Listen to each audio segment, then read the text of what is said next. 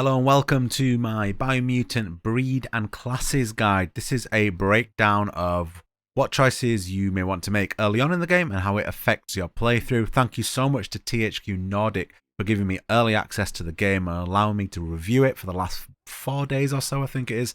I've had so much fun. I'm really getting into it right now. In fact, I've just been playing for 3 hours this morning.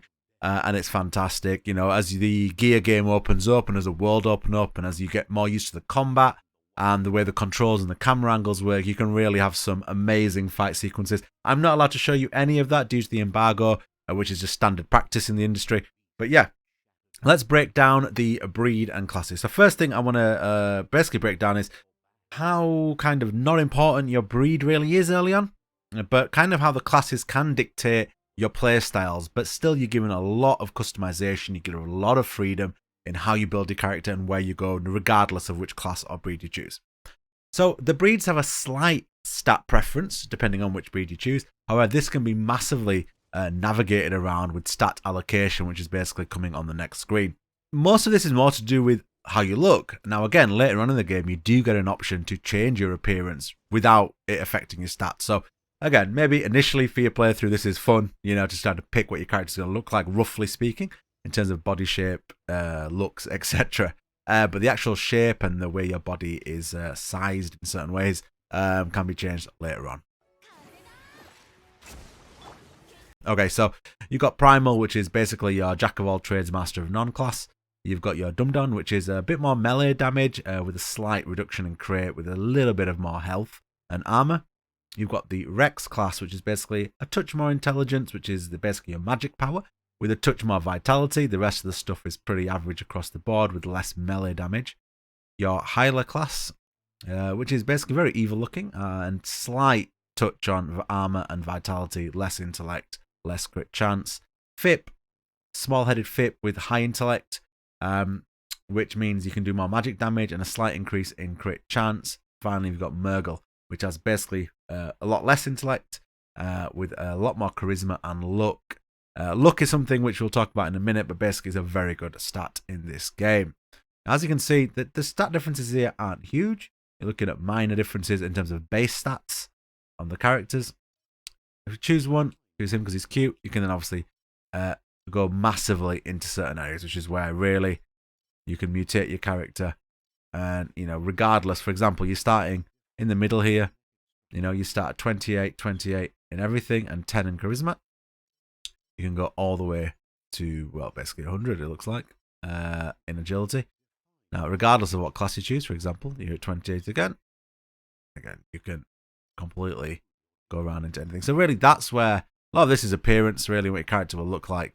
And to the base, size, and, you know, so many options here can really change the way your character looks. It's incredible, really. So that's what the breeds do. Okay, we're going to make our character look as stupid as possible. So, oh, you look pretty stupid. All right. And now let's go into the next section, which is your resistances. I would recommend Biohazard early. It allows you to go into the areas that give you the material needed to unlock mutations.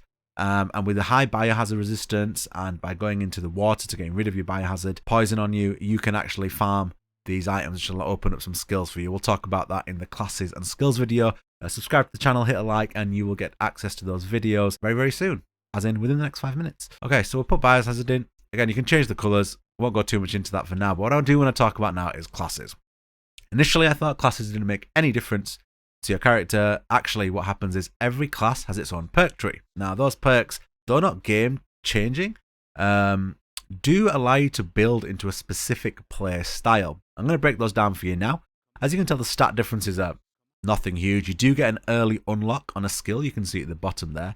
These skills can be unlocked for some characters regardless, but it's the actual perk tree of the class that makes a difference here. So let's break down those perk trees. Okay, so let's break down the perks on the Saboteur skill tree. So here we have a dodge energy cost is reduced by 20%, hypergenetic. Agile, your dodge distance is increased by 20%. Reflexes, weapon-based range attacks from enemies have a 10% chance to miss you completely. Moving target, your basic movement speed is increased by 5% when in combat. And evasive, your armor is increased by 20% while dodging and or in the air. So clearly the Saboteur ability is all based around movement and agility and about getting in and out of combat very quickly. Now you do get to dual wield with the Saboteur class. So that's something to take into consideration when choosing your class. Okay, let's move on to the next class now. Okay, so next we have the Deadeye class, which is basically the sharpshooter stroke sniper style class using rifles. So let's look at the Deadeye perks. Crackshot. Non-automatic rifles inflict 20% more attack damage. That is a really nice perk one. Quick load. The reload time for ranged weapons is reduced by 20%. Super nice as well. Reload takes a while in this game. Sniper. Non-automatic rifles have 10% critical chance bonus. Huge. Gunslinger. Dual wield guns have 20% increased rate of fire. Straight up DPS increase. Sharpshooter. Two-handed guns inflict double damage. All these perks are fantastic. Deadeye has an incredible set of perks without a shadow of a doubt. I don't like playing range, but if you do, I mean, these are nothing to sniff at, really. Really, really good perks. Fantastic class perks on Deadeye. On to the next class. Okay, so here we've got the Commando class. Basically like a ranged Rambo. You've got Fury. Ranged weapon attacks inflict 10% more damage to the target. Stimulus. Your armor and damage from melee attacks is increased by 20% when your health drops below 20%. Adrenaline. Your attack speed with melee weapons is increased by 10% when your health drops below 20%. Shock. Shotgun hits have a 5% chance to stun a small enemy. Brutality. Critical damage from range attacks is increased to 10%. Honestly, I feel like the Commando has the worst set of perks from all the classes.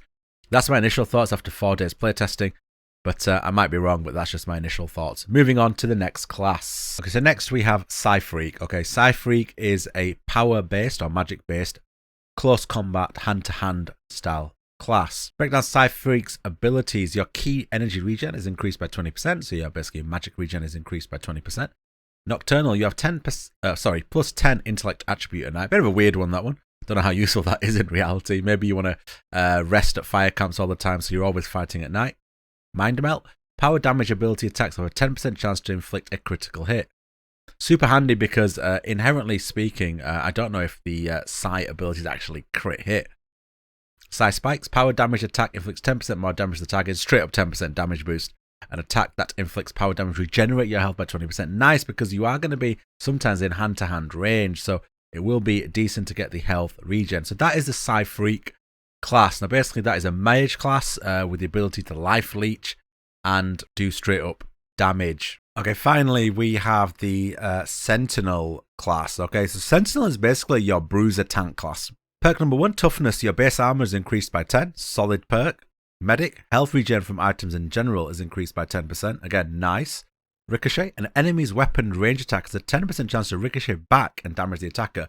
Super nice because you're going to be a melee bruiser class, so all the ranged stuff coming in will have a chance to reflect back. Invincibility. Your armor and damage from melee attacks is increased by 20% when you're at full health. Considering how tanky you are and how much armor you're going to have, nice as well. Finally, knock. Dodging into smaller enemies makes them stumble and fall. Super handy when surrounded by a bunch of enemies. Sentinel has some really nice melee-based perks in terms of survivability and in terms of CC. However, overall for damage, the mercenary class is better. Now, the mercenary class wasn't available in the review code, so I don't have a full breakdown of that. But yeah, if you do want a full melee build, having looked at the mercenary perks, it is the best for an all-out melee damage build if you want to min-max. However, this game doesn't really require min-maxing. It's not the most difficult game in the world. It's more about the journey rather than the actual combat challenge, but that's up to you guys. That's even on hard. Anyway, I'll leave it at that. Thank you so much for watching. I appreciate your time. If you fancy supporting me, hit a like, subscribe, yada yada. Thank you very much. Take care. I hope you enjoy your time in Biomutant as much as I have been doing. Take care.